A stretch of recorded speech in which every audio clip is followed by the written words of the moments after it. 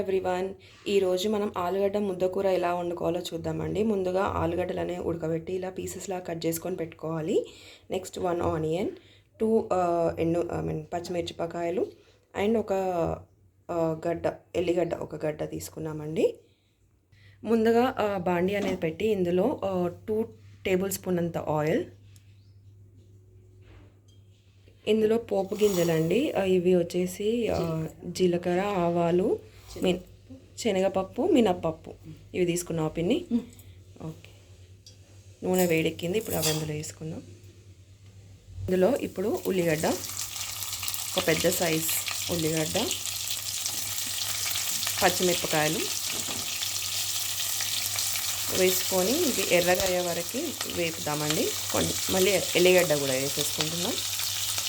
కొంచెం కరివేపాకు, 1 table spoon అంత ఉప్పు, 1/2 టీ స్పూన్ అంత పసుపు వేసుకొని మంచిగా కలుపుకుందామండి. ఇవి 2 నిమిషాలు మూత పెట్టి మగ్గనిద్దాము. ఇప్పుడు కలుపుకుందామండి.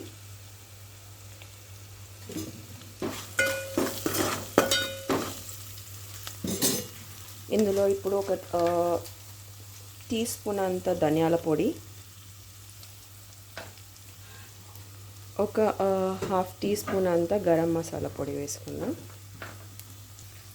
1.5 టేబుల్ స్పూన్ అంత కారపొడి,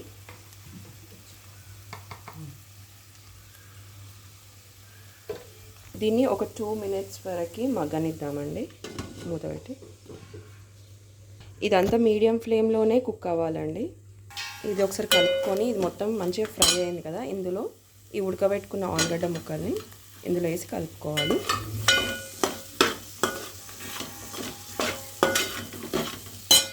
ఈ మసాలా అంతా ఈ ఆలుగడ్డ పీసెస్కి అనేది పట్టాలండి.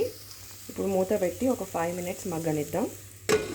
ఈ కర్రీ మనకి చపాతీలో దోశలోకి అండ్ రైస్లోకి, చపాతీలోకి దేనికైనా బాగుంటుందండి. ఒకసారి ట్రై చేయండి. ఇది చూడండి, మంచి మసాలా అనేది మంచిగా వీటికి పట్టేసింది. ఇప్పుడు లాస్ట్కి కొత్తిమీర వేసి స్టవ్ ఆఫ్ చేసుకుందాం. అంతే అండి, ఈజీగా ఆలుగడ్డ, ఇది ముద్దకూర అంటారు, ఫ్రై కర్రీ అంటారు, చాలా విధాలుగా పిలుస్తారండి. ఇది మనకి దోశలోకి, రైస్లోకి, చపాతీలో కూడా చాలా టేస్టీగా ఉంటుంది. మీరు ఒకసారి ట్రై చేయండి. మీకు నచ్చితే like, subscribe and share this recipe to everyone.